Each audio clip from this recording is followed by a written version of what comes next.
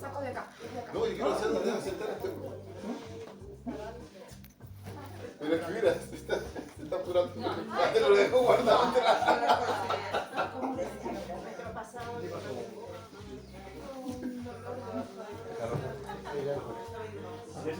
Ella me gusta. ¿Dónde está la clave? Sí, no sé. ¿Cómo pongo? Vengo a su ¿Eh?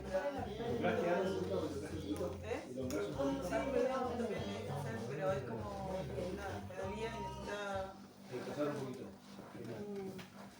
Bueno, gracias, muchachos, muchachas.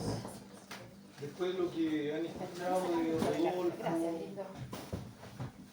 sus estudios, su trabajo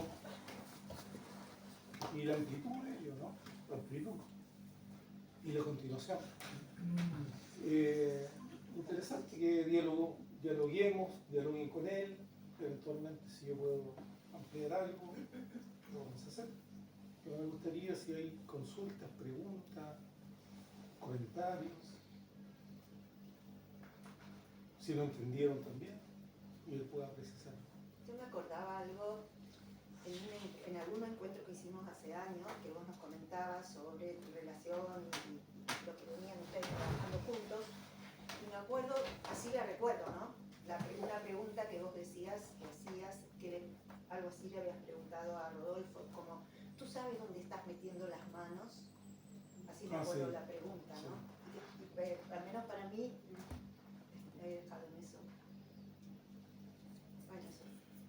Ahora, para mí siempre fue muy interesante los colapsos de Rodolfo. Colapso. Sí. Esa actitud emocional que a veces tenían en los diálogos. ¿Qué me estás diciendo? Estaba armando algo como el bien lo expresó y de pronto una salida, ¿no? Entonces era tan genuino eso, ¿no? Y era parte de la intensidad en la que estábamos trabajando atrás. Tanto sí que generábamos esa dinámica, de pronto Pancho, que lo recuerdo también, ¿no? Que estábamos trabajando, siempre se daba vuelta en la silla, comenzaba a participar, ¿no? Los especialistas que estaban ahí. Este médico que nombraba Rodolfo. Claro, llegaba. Y él era antiguo, era de la escuela, pues era de la escuela. Salía así, pues está doctor Alarcón también. Alarcón. Doctor Alarcón es un neonatólogo muy conocido acá en Chile porque él hizo las curvas de antropometría, ¿cierto? De neonatal. Entonces, por ejemplo, cuando tú dices si un niño usted recién nacido tiene buen peso o no, entonces se ve con las tablas que él vio con años y años de investigación. Tenía una base de datos increíble, pero además participaba porque me parecía interesante lo que iba viendo. Además que yo creo que también el reflejo en el fondo de todas estas ampliaciones de racionamiento que se iban teniendo eran un poco porque quedaban plasmadas en esa pizarra. Exacto. Nosotros todo lo hacíamos con una pizarra. Entonces empezábamos, mira, esto pasa. Y después le íbamos agregando, como una árbol de Pascua, íbamos agregando algunos adornos acá, de repente decía, no, teníamos que ver, y yo lo dejaba ahí.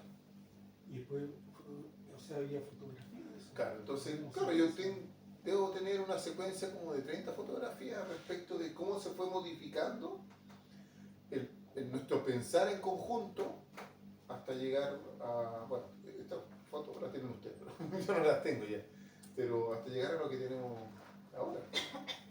Ahora, ¿qué es tanto lo que a mí me producía, yo creo que la explosión, era que a mí me costaba mucho llegar a una... O sea, siempre traté de buscar con Humberto, que fue que nunca lo encontré, ¿no? O sea, nunca lo encontré y nunca lo voy a encontrar, como el absolutismo. Entonces llegaba y me decía algo y yo empezaba, ya, esto va por acá. El niño, no sé, se comporta de esta manera por tal cosa. Y venía esta, aparecía 3 semanas después, me decía, pero no has considerado que el niño se puede ver desde todo el punto de vista. Y yo decía, no. Entonces decía, pero es que considéralo, es que no quiero. Entonces, porque yo sabía que esto implicaba un nuevo cambio y un nuevo razonamiento. Ahora, esas cosas eran precisamente para me imagino yo que era para ponerme en jaque. Yo creo que pensamiento que está yo del absoluto, que también es válido, ¿no? Que también uno puede hacer un pensamiento y decir esto es así. El problema es que en mi manera de operar no podría yo entrar ahí porque implicaba que me generaba ceguera. Y esas cegueras tenían que ver con el conocimiento. Cuando uno tiene, no sé, yo te voy a decir algo que cuando a uno le gusta un equipo de fútbol, porque acá son todos de barrio, entonces estoy frito. Pero es en cierta manera un conocimiento de alguna teoría o de una creencia o algo, ese tipo de conocimiento genera también como ceguera en algunas cosas. Y eso, bueno, cuando lo dice, no sé, alguien, o si lo dice Humberto Maturana, tú dices, ah, sí, tienes razón. Pero es distinto que te lo digan a vivenciarlo. Y a mí eso me iba pasando. Yo cada vez que iba aprendiendo alguna cosa con un niño, me generaba ceguera. Entonces, veía las cosas como la deformidad del cráneo y no veía las alteraciones posturales, por decirle algo. Yo veía, por ejemplo, ya, me fui a la cosa más nueva. Dije, esto, aquí mato, dije, aquí me hago popular, dije, alteraciones sensoriales. Nadie ha visto esto en este país. Soy el primero. Y después me empecé a dar cuenta que empecé a dejar de lado las primeras cosas que estaban, el cráneo, las alteraciones posturales o todo ese tipo de cosas. Entonces, de cierta manera, lo que te permite un poco el cambio del observador es que uno va con todos los dominios o todos los parámetros indicadores como a la par. Entonces uno va haciendo una lectura, como un escaneo, todo el rato. Y ha funcionado. Ha funcionado ese tipo como de postura, digamos, de razonamiento. Que termina siendo en el fondo el método. El método es el que me borró Mónica. Les puedo mandar la foto. Imposible Tengo reproducir. material para la Porque la foto no es lo mismo, porque la memoria es frágil. Se generó una amnesia. Pero quiere en el fondo hacer un ordenamiento del razonamiento. Quiere que yo explicar entorno, regulación, conducta motora. Ya, pero ¿cuáles son las alarmas? Y aquí viene la especialidad, recién en el cuarto punto de la especialidad. Y aquí esa especialidad puede ser la mía como kinesiólogo, pero puede ser la del médico, puede ser la de enfermera, o puede ser el papá también. ¿Y el papá con qué cosas de esos indicadores se mete? Se mete con el miedo, se mete con la ansiedad, o con la alegría también. Si hay algunos papás que van recontentos, ni siquiera se imaginan o se dimensionan muchas veces qué podría pasar con el niño. Ellos están muy contentos porque el niño está vivo. Y esas cosas, esos elementos también son importantes para hacer razonamiento. Que uno piensa que uno no lo hace, pero uno constantemente lo va haciendo. Y todo eso puede tener como efecto la sensibilidad. Y la sensibilidad en este caso tendría que ser la sensibilidad con el cuidado, que puedo ser yo, ¿cierto? Que puede ser los papás, que puede ser otro profesional. Entonces eso es un ordenamiento. Ahora, ¿uno puede pensarlo de otra manera? Sí. Sí, está bien, un punto de partida, que es lo que hablábamos antes. ¿Qué dejás para cuando vos no estés? Claro. Que es eso que has explicado al último de la charla, ¿no es cierto? Sí. Ya está, inclusive está escrito. Lo que no significa que sea lo suficientemente dinámico para que otros médicos, enfermeros o kinesiólogos puedan ir generando aportes nuevos e ir evolucionando sobre eso. Pero lo que a mí me preocupaba en la primera parte de la charla de decir, bueno, ¿y esto cómo queda cuando Rodolfo desaparezca? ¿Qué me quería hacer desaparecer? Sí. Ahora también, bueno, esto es una cosa particular en el fondo también con Humberto, ¿verdad? Porque, bueno, yo estoy aquí, una de las cosas que yo le había planteado a algunos, yo estoy aquí siempre en agradecimiento a Humberto. No estoy aquí porque me invitó Humberto. ¿Ah? Mi gesto es de agradecimiento porque en realidad él todas las veces que yo lo llamé, él fue. Es como cuando un amigo dice, ¿qué pasó esto? Ya, yo voy, no te preocupes, ya. No, él también iba. ¿Por qué? Porque eran en puras situaciones, ¿cierto?, de emergencias intelectuales. Pero una de las cosas que yo he procurado, que aprendí con Humberto de cierta manera, es que no busco el molde, no sé si me explico, busco una manera de razonar para que las personas se vayan dando cuenta que es factible pensarlo desde otro punto de vista. Así como está la medicina clásica en el fondo, aquí lo único que hay que agregarles es el componente como emocional. pero hacerse cargo de ese componente emocional. No es como que no, hay que involucrar a los papás, pero primero está esta parte. No, hay que involucrarlos, hay que hacerlos partícipes, que efectivamente sea ese espacio de esa manera. Entonces, lo que yo trabajo, por ejemplo, con los alumnos que tengo, que no son grandes alumnos, es un alumno por periodo de 9 semanas. Entonces está como una intensivo conmigo. Un alumno que viene en pregrado, que yo tengo que enseñarle un asunto de su especialidad. Que ellos vayan encontrando también sus métodos. Entonces yo los voy validando. Que eso es lo que yo creo que me faltó a mí. Me hubiese gustado haber tenido a alguien que me validara. Entonces, como yo soy egocéntrico, egoísta y tengo todas esas cosas, digamos, y tengo una seguridad de un porte de un elefante, entonces yo me fui dando ánimo solo. Entonces dije, ya, no, si voy bien encaminado. Entonces, si voy bien encaminado, en un momento dije, ya, pero no me puedo estar mirando a mí para estar viendo que estoy bien encaminado. Ve al niño. Entonces, viendo al niño, digo yo, pucha, pero no puedo explicar todas estas cosas con el niño. Tengo que hablar con algo, algo me está pasando. Aparece Humberto, que ya aparecía antes, pero aparece Humberto. Entonces, justamente lo habíamos conversado ahora, previo al almuerzo. Oye, el pollo le quedó muy bueno. Pero previo al almuerzo, era que no, lo que se hace hoy en día, para que se entienda un poco el trabajo como en salud, uno hace todo el trayecto como el camino del paciente. Entonces el paciente entra, por ejemplo, en urgencia o entra por cualquier cosa, sistema de salud, va a un área hospitalizado, puede ser grave o no, y termina dándose el alta. Eso es súper factible, porque antes no se veía de esa manera. No había un flujo del paciente, solamente habían situaciones del paciente. Antes se hacía, por ejemplo, un poco lo que va pensando, lo que va creyendo en ese instante el médico, ¿cierto? O quien dirigía el tema de salud, que muchas veces, a veces son las enfermeras las más potentes. Pero yo le digo a Humberto que fíjate que ahora cambia la cosa, porque no es el flujo del paciente, dije yo. Ahora me doy cuenta, conversando con él a través de eso, que es el flujo de la interacción. O sea, es importante el paciente, sí, pero cómo yo voy interactuando con él. Si yo voy viendo la interacción con él, voy viendo cuáles son los problemas, cuáles son los cuellos de botella, por ejemplo. Uno muchas veces los cuellos de botella ve porque el paciente se queda estancado en urgencia, por ejemplo, o queda estancado, no sé, postquirúrgico. Entonces, esos cuellos de botella que son administrativos, por un lado, bueno, una de las soluciones que pueden darse que pueda fluir mejor es a lo mejor una cosa interaccional, ¿no?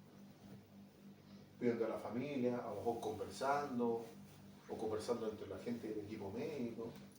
Entonces, ver ese modelo de atención en salud, a la interacción, me parece que es un poco más sano para la misma salud, que uno puede encontrar también mejores soluciones.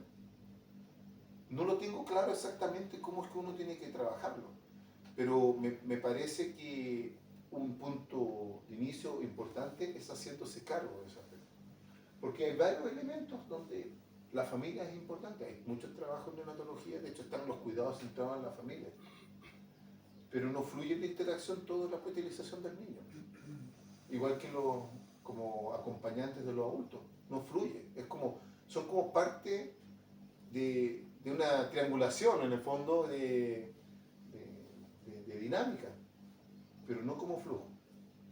Y bueno, y eso yo creo que es una gran tarea, tratar de ver la atención como un flujo, que sea como una especie como de continuidad.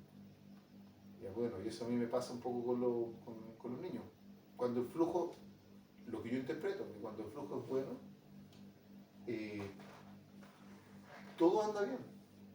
Uno se saca fotos con el niño cuando se va, o sea, se sacan fotos, por ejemplo, si cumple el kilo, los 2 kilos, uno celebra ese tipo de pequeñas cosas. Si hay día del niño, uno los disfraza, los viste, están todos preocupados de las mamás, o los papás, o de la familia, como que van acompañando, digamos, ese proceso de tal manera que uno ve que el flujo es adecuado, es como una ladera. Y se siguen acordando.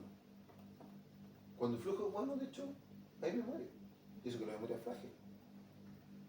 Pero cuando el flujo no es tan bueno, no es tan adecuado, no hay tanta memoria.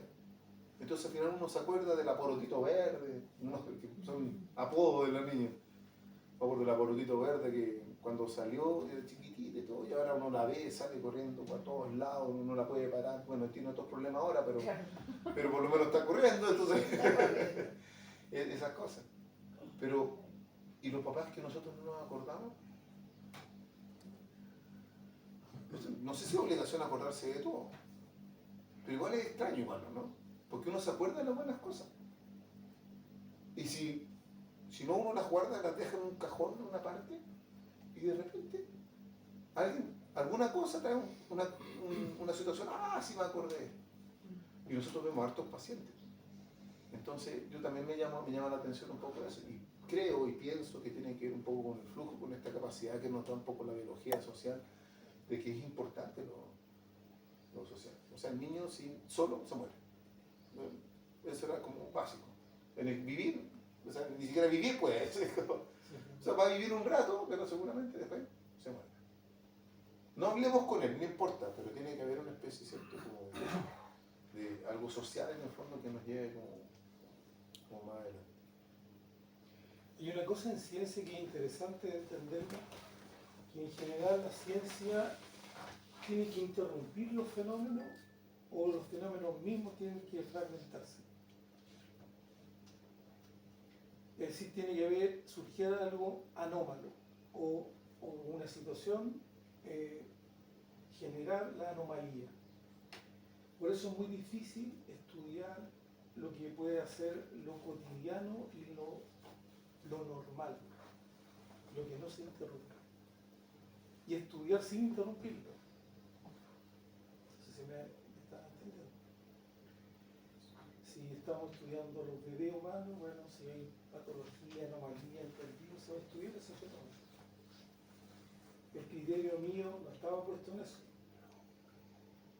Y la interacción es una constante. Tal cual lo dice Paul. Un niño no puede supervivir o continuar en la vida así, porque es una vida, entre comillas, dependiente, ¿no? Y en esa relación de interacción, cómo el niño va, ¿no? Esto se daba cuenta, y ahora está publicando, ¿no? Va generando una deriva, ¿no? Que ontogénica en términos de que es la unidad niño vivo. Esa es la unidad que va, ¿sí?, en dependencia absoluta de la convivencia con ese adulto que puede ser cualquiera, ¿verdad? Lo interesante es que ese adulto que yo vi era Rodolfo, en la unidad. Entonces cuando uno recuerda que sea Rodolfo, entonces él era el único que, ¿me entiendes?, hacía una cierta variaciones, ¿no?, de manipulación en el sentido corporal con el bebé, como de posiciones, ¿no?, lo activa, presión, bueno, todo lo que él hace. Para mí, ese niño ahí es una constante, una permanente histórica, conservada. Es el mismo niño morfológicamente miles de años atrás. ¿Qué diría usted? ¿O es el niño ahora en el presente 2025?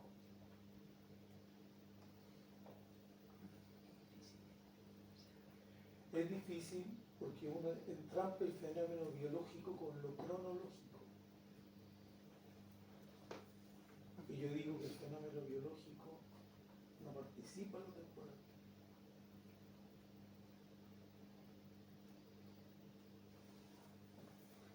Toma, cachito, toma.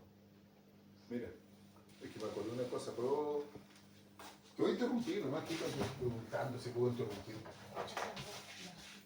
¿Ah? Atrás del borrador que anda. El negro. Es un dron, lo manda Jimena. Mire, hay dos cosas que me es importante para poder reforzar ese pensamiento, porque a mí me costó mucho entender que esta cosa no era cronológica, aún sabiendo que lo cronológico era importante para la sobrevivencia. ¿Ya? Porque resulta que si yo estoy reanimando, tengo tiempo, ¿cierto? O sea, por ejemplo, a los 10 segundos, a los 30 segundos tengo que preguntar, ¿qué voy pasando? ¿Tiene latido? No sé qué, no. Pero no es referido a eso el comentario. No es que, no, el tiempo no hay que considerarlo. La primera cosa que quiero plantearles que fue las dos cosas que él habló acá. Que si este fuese, por ejemplo, líneas de vivir, en términos como del niño, era en el fondo para hacerme ver el observador, si te pasa. Entonces, me dijo, ya, pero mira, ¿sabes qué? Uno siempre está en continua... Bien, si lo que pasa es que lo que pasa es esto. Voy a poner esto de acá para que viene más tinte bien.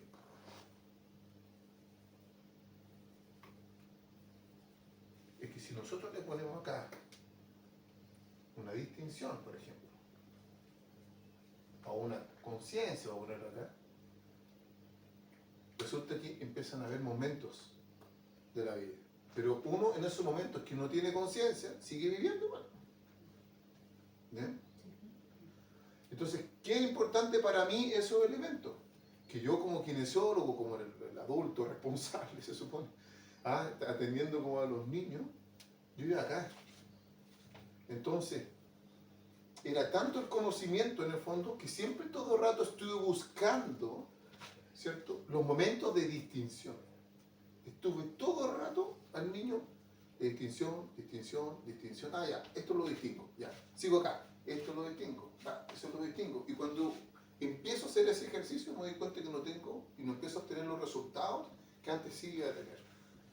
¿Por qué? Porque antes no había nadie, no había un Pepe Grillo que quisiera pensar en ese tipo de cosas. Entonces, ¿qué hacía yo? Lo hacía. ¿Qué es eso? Instintivo. No, fluía nomás. ¿Por qué? Porque yo estaba en este espacio. Que en realidad, cuando estás con alguien, más que vivir, es convivir. Porque convivir también es fluido. Porque mientras está pasando, una cosa es la comunicación y otra cosa es el lenguaje. Y esa cosa es importante ver. Y ese en el convivir se va dando en ese sentido. Y la otra cosa se me olvidó lo que iba a plantear. Por ahí Date el estamos, tiempo. Date el tiempo. No, es que si me puedo dar todo el tiempo y no me voy a acordar. estamos por lo atemporal, el tiempo. Gracias. Y también lo otro que es importante, y él lo planteó, porque yo lo veía y yo asumía que el tiempo es algo que nosotros no tenemos incorporado. Entonces, estaba el espacio y estaba el tiempo. Y resulta que muchas de las tomas de decisiones yo me dejaba llevar acá. Por ejemplo, lo voy a plantear acá porque es más o menos lo que uno se ve. Si esto fuesen semanas, entonces la sobrevida entre 22 y 24 semanas. Unas cosas pequeñitas, chiquititas. Pero una clase, ¿cierto?, de específico, pero uno sabe que era 27, 28 semanas. Aquí hay una cosa que se llama surfactante, entonces el paciente puede respirar por sí solo, si es que ven acá. Pero aquí hay un fenómeno importante a las 32, 34 semanas que empieza o aprende a succionar o deglutir. ¿Bien? Porque tienen sus espacios biológicos, ¿cierto?, madurativos para poder hacer ese tipo de cosas. Pero si uno no lo veía por semanas, uno lo ve por comportamiento y por hechos, para que él pasara de un momento a otro, tenía que haber ciertos elementos que son importantes para poder avanzar. O sea, si el niño, uno le iba a sacar la sonda para que se alimente, o si el niño, por ejemplo, se tiene que conectar con el pecho de la mamá, una de las cosas importantes que tenía que hacer era que el niño no tenía que hacer un patrón extensor, que tenía que haber un patrón flexor. Y eso no tiene que ver con el tiempo, porque ya no lo había hecho, ya había pasado, y si seguía así, quizás nunca lo iba a hacer. Iba a tomar el biberón, pero no iba a tomar el pecho. Entonces, el tiempo, sin lugar a dudas, es importante, porque si decimos que vamos a empezar a las 3:30, partimos a las 3:30, no partimos, ¿no es cierto?, a las 2. Pero para la toma de decisiones, el tiempo parece ser secundario. Y son los espacios que uno va generando. Entonces, esos espacios uno lo va viendo y lo va enriqueciendo. Y por eso uno lo va llenando de bienestar. Uno no va llenando el tiempo de bienestar. Bueno, también uno puede hacer. No estoy loco. Menos mal que Pero- Humberto. Es Maturana. Para ti. Oye, ese tema era mío, viejo. Me copiaste ese tema, ¿no? Pero ese para mí era importante en el fondo. Los espacios ahora pueden ser hechos, por ejemplo, motores. O pueden ser situaciones que uno se va acumulando. Y como bienestar. Yo me imaginaba en estos espacios, por ejemplo, ya cuando uno ya se pone más surrealista para la explicación, a veces da susto, pero muchas veces de los niños hay muchas explicaciones que yo no tengo, explicaciones kinésicas ni fisiológicas, no tengo. Pero veo nomás y está bien. Veo la cara del Tomás, el chiquito que estaba sonriendo, pues bien encaminado. No importa, o sea, no era normal, no era absoluto, pero bien encaminado. O sea, ya me reconoce, un niño de 3 meses ya sabe que, o por lo menos tengo cara de chiste y yo le caigo bien. Pero vamos bien encaminados. Entonces, esos espacios de bienestar son importantes como encontrarlos. Y ahí aferrarse con todo. Y ahí yo me he dado cuenta que esas cosas son para cualquier elemento, para cosas muy importantes, para cosas tan banales como el día a día. Acá, por ejemplo, aquí está Cristóbal. Él es el dueño de la neurohistoria del Instagram, ¿cierto?, de este país. Él generó una página web donde rememora y conmemora la neurociencia de este país. ¿Por qué? Porque se enamoró de un tipo que se llama Joaquín Luco. No. Es porque le gustaba mucho y admiraba mucho el trabajo de don Joaquín Luco, un científico que es chileno. Y él empezó con ese juego. Empezó jugando. ¿Ah? Así como que no quería la cosa. Jamás se pensó por el lado del tiempo. No, estoy haciendo cosas. Y esto, bueno, fue creciendo. No se dio cuenta, pero fue creciendo. Se encontró con Humberto, nos encontramos nosotros dos, pero yo dije, él quiere hablar de Humberto Maturana y Francisco Herrera. Dije, bueno, ¿quién es el vivo que conoció a los dos?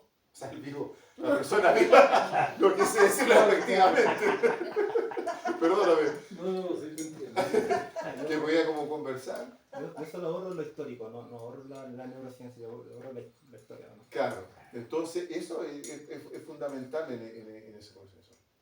Y él va disfrutando en el espacio, ¿cierto? Todos estos elementos. Y va construyendo esos elementos. Entonces yo veo el espacio de enriquecimiento en cualquier cosa.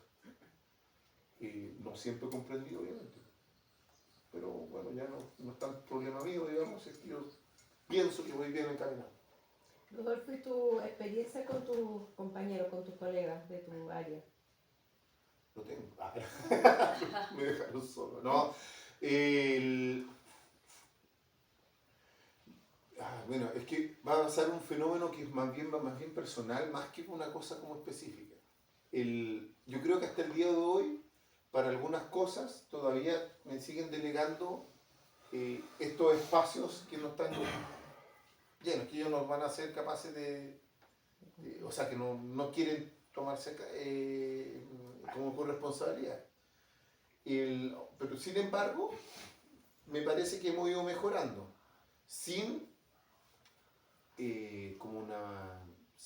yo participar en la línea editorial. Yo siempre he pensado, o tratado de funcionar más bien con el ejemplo, haciendo como cosas. Cuando llegaron más especialistas, llegó la psicóloga, llegó la fonoaudióloga, pues yo antes hacía de todo. ¿Se acuerdan que yo les comentaba que yo hacía de todas las cosas? Yo también tuve que dejar de hacer cosas. ¿Para qué? Para que visibilizaran a la psicóloga, para que visibilizaran a la fonoaudióloga, porque cada vez que ellos iban a participar me decían, no, Rodolfo, mejor tú hazlo. Cuando las mamás tenían problemas, ¿sabes qué, Rodolfo? Mejor habla tú con ella porque la psicóloga deja llorando a las mamás. Era como ese comportamiento. Entonces yo decía, pero bueno, si es la psicóloga, bueno, si los deja llorando, ¿qué? Era porque yo me manejo de otra manera. Nos juntamos muy bien con una psicóloga que se llama Francisca Moreno, con la que escribo también un artículo hace poco que se llama Piel Psíquica, que es un concepto no mío, sino que es de una psicóloga francesa, donde ella entendió que su mejor aporte dentro de la psicología era a través del tacto por medio de las mamás. Entonces, ellas querían tocar a su hijo, la psicóloga no sabía cómo hacerlo porque además tenía prohibido facilitar esos espacios. ¿Por qué? Porque era psicóloga y había una cosa como entre las matronas y la psicóloga de espacio, o la enfermera, perdón. Y me pedía ayuda a mí. Entonces sabía, ¿no? La mamá se lleva bien contigo, ¿por qué no haces que la toque? Podría ser que la guíes acá, que las vaya acompañando. Entonces nosotros empezamos a hacer un trabajo como bastante como bueno dentro de eso. Hubo un tiempo que estuvo muy involucrado, pero hasta antes de pandemia, o sea, perdón, antes de estallido social. Porque ahí nos cambió un poquito la situación. Yo seguía haciendo lo que estaba haciendo, yo tenía mis indicadores viendo, pero para el estallido social, por ejemplo, restringieron las visitas, porque era un peligro. Porque no sabíamos, porque como estamos en una comuna que es de gente o población vulnerable, muchas veces no se sabía. ¿Dónde trabajas? En un hospital Santiago Oriente, en Peñalolén, es un sector oriente hacia el sur, sí. donde, y ahí restringieron bastante las visitas, y después vino la pandemia. Y la pandemia fue devastadora en esos elementos, porque los papás no venían, no los dejaban pasar, no sabíamos cómo era el virus. A pesar de que trabajamos en salud, no dimensionábamos. Pensábamos que todos iban a morir, menos nosotros, pero los demás pobrecitos, decíamos. Claro, me puedo decir, o tú comprar que yo era uno de los más osados al comienzo, entendiendo que si esto era virus, decía ya, es virus, y entonces con lavado de manos y teniendo esas precauciones es importante, pero los papás no entraron hasta más tardíamente hablando. Pero uno de los trabajos que hicimos, que fue muy bueno, fue el trabajo de los videollamados y de las voces. Eso yo creo que salió bastante bueno para paliar un poquito el problema que era mundial. Yo me acuerdo de hacer videollamadas dándoles el informe, mostrándoles al bebé pues, la videollamada y mientras tanto yo contándoles cómo estaba. Claro. Sí. Y eso que, bueno, un parte de los planteamientos acá que era el contacto, que yo encuentro, el contacto es fundamental. Sí. Y no estaba haciendo. Entonces, ¿quién tenía que tocarlo? Sí. La enfermera, No, Inés, claro. Pero ¿quién los tocaba efectivamente?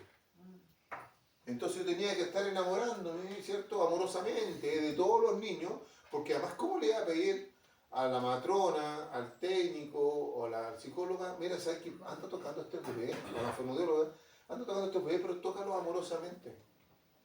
Si además tenían que hacer su trabajo. Yo fui, yo creo que el único, quizás pienso yo, que me di cuenta y renuncié a mis técnicas kinésicas. Entonces dije yo ya, ¿cuál es el mal menor? ¿Hago técnicas kinésicas o hago tacto afectivo? ¿Qué cosa va a llegar más? Claro, dije tacto afectivo. Entonces cambié mi técnica. Esa fue la primera y única vez que cambié la técnica. Entonces llegué, empezaba ya todo era como contacto amoroso, no los podía tomar el brazo porque no los podía sacar. Entonces como aprovechando mis manos que son grandes, los iba tocando, viendo, después les envolvía. Ya. Ahí estaba 20 minutos, no sé cuántos minutos. Y también tenía que ir con tiempo para alcanzar a ver a los otros. Entonces empecé a atender a deshoras incluso, porque acá en neonatología uno respeta las horas de atención. El niño se despierta, yo lo atiendo. A la hora de comida yo lo atiendo, si no tengo que seguir dando vueltas. Yo creo que me pasa que si tú me dices cuál es el problema, no sé si es problema, pero no todos tienen la misma noción. Lo dije un poco hablando del tema del médico. Yo creo que muchas de las personas delegan porque tienen suficientes responsabilidades, suficientes preocupaciones y que están fragmentadas. Porque están así, todos los pasos de ellos están todos, bueno, los míos también están fragmentados. Yo para poder educar y decir y contar historia, tengo que fragmentar lo que yo estoy haciendo. Mi operar es continuo. No funciona con vivir o convivir, yo funciono continuo. Pero para poder explicarlo hay que fragmentarlo para que se vaya entendiendo. Y esa parte en el equipo todavía no se da. Hay instancias ahora quizás, porque bueno, en estos 2 años también personalmente tuve otras cosas que me pasaron. Entonces, cuando me pasan otras cosas, también yo me reformulo. Digo, voy a hacer esto de otra manera, voy a ver qué puedo hacerlo acá. Y en estos instantes, es que esté acá, es una parte de mi reformulación. Si yo no soy un tipo que generalmente ando dando charlas o hablando o compartiendo experiencias. Las experiencias yo las comparto, pero personales. Y hay personas en el hospital que sin lugar a dudas me buscan. O sea, antes tenía una oficina, ahora ya no. Tengo una bodega, que no es ni mía, pero una bodega donde están todas las otras cosas. Ya tengo 4 casilleros ya que son míos con papelitos, otros apuntes, donde tengo los nidos y otro lado tengo las almohadas. Porque yo las voy cosiendo, voy haciéndose. Entonces cuando voy haciendo esas cosas es mi momento que yo tengo para razonar a los pacientes. No sé por qué, pero siempre he asumido, yo veo, atiendo, fluyo. Después me voy, soledad, ahora soledad de la bodega, empiezo ahí como a surgir y mientras voy surgiendo voy pensando en eso. ¿Qué me pasa? Que van personas a conversar.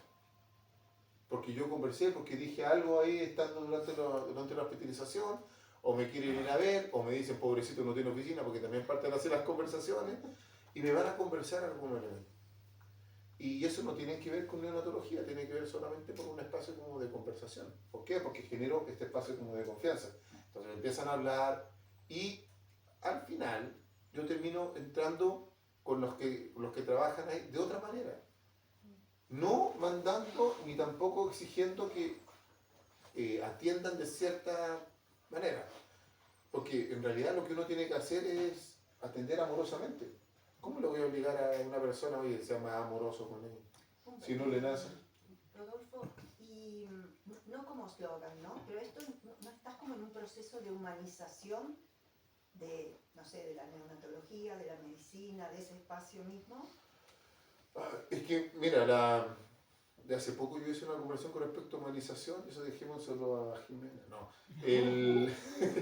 Ya se fue el dron. No. Socialización. No, lo que pasa es que a mí no, humanización, cuando hablan eso, bueno, es que hoy en día, por ejemplo, hay una actividad de matrona, dice la humanización, parto humanizado y todo. Se usa mucho. ¿Sabe qué pasa? Es que tener a la guagua en la Pachamama, ¿cierto? Ahí, o tener en un hospital, son igual de humanizados.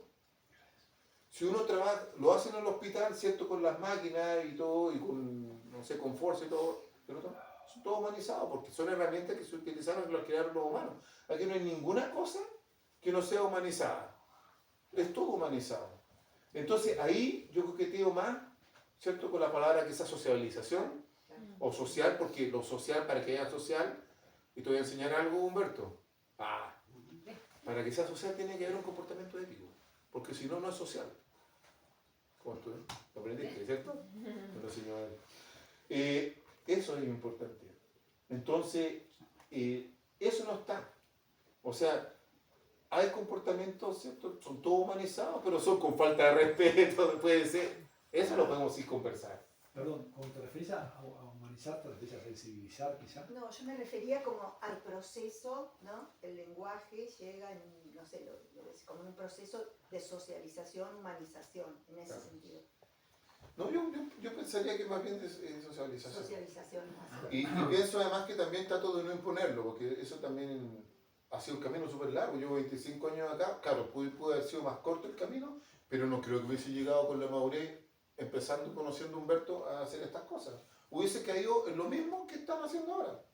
En todas partes hay cuidado en promoción del desarrollo, se promueve el trabajo de psicología, los cuidados de la familia y todo, pero a mí me parece que lo que hay que trabajar es genuinamente con los papás, con la familia.